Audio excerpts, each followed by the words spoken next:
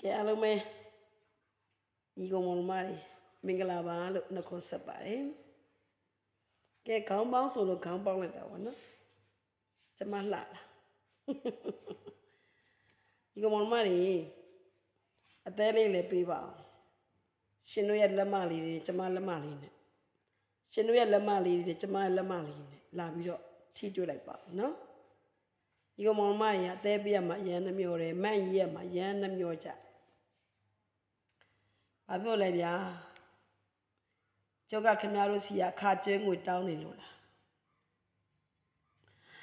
နေ့ပြန်တောက်ကြနေဖြစ်ပါတယ်တရဏဂုံငကရစ်တောင်ဆရာတော်ဘုရားကြီးကိုကြီးညိုလို့လိုင်းမှာတွေ့ရတဲ့ခါမှာဆရာတော်ဘုရားကြီးကတရဏဂုံ8400ပူဇော်တော့အဘဘူဘူးအောင်ကြွတယ်တဲ့ဒီညနေလဲ60ခန်းကအဘဘူဘူးအောင်ကြွတာပါပဲရှင်အဲ့တော့တရဏဂုံ8400ကိုတနင်္လာနေ့ကစတာပေါ့ပထမဝါစုလာပြည့်နေ့ညစတာ1000ပြီးတယ်တင်းလာ1000အင်္ဂါ1000မနေ့ကဗုဒ္ဓဦး1000ဒီနေ့1000ပေါ့နော်ဒါဆိုရင်4000 4ရက်အပြည့်ဆွဲမှာပေါ့နော်အဲ့တော့ညီမမောင်မများအားလုံးတရဏဂုံနဲ့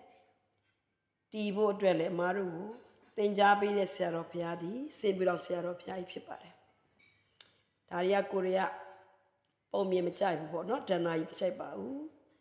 စေပြီးတော့ဆရာတော်ဘုရားကြီးကိုအမားတို့မြောက်ကလာဘုံမှာကိုရကိုတလမ်းမကြီးခင်းပြီးွားတဲ့အချိန်မှာဆရာတော်ဘုရားတရားပွဲတွေကျင်းပတဲ့အခါမှာနာခဲ့ရတာပေါ့နော်လွန်ခဲ့တော့နှစ်များစွာကဆရာတော်ဘုရားကဗာသင်ပေးွားလဲဆိုတော့တရဏဂုံတီယံသင်ပြသွားပြပါတယ်တရဏဂုံစွာပါလဲဘုရားကုံတော်9ပါးတရားကုံတော်6ပါးတန်ခါကုံတော်9ပါးရှိပါတယ်အဲ့ဒါကိုမိမိရဲ့ဥကောင်းထက်မှာဘုရားကုံတော်မိမိရဲ့နားနှစ်ဖက်မှာတရားကုံတော်မိမိရဲ့ပခုံးနှစ်ဖက်မှာတန်ခါကုံတော်ပြီးရင်မိမိရဲ့ယုံနာနှစ်ပါးခန္ဓာ5ပါးရဲ့နှလုံးသားအိမ်ထဲမှာ669ဆိုတဲ့တရဏဂုံတီးရတာ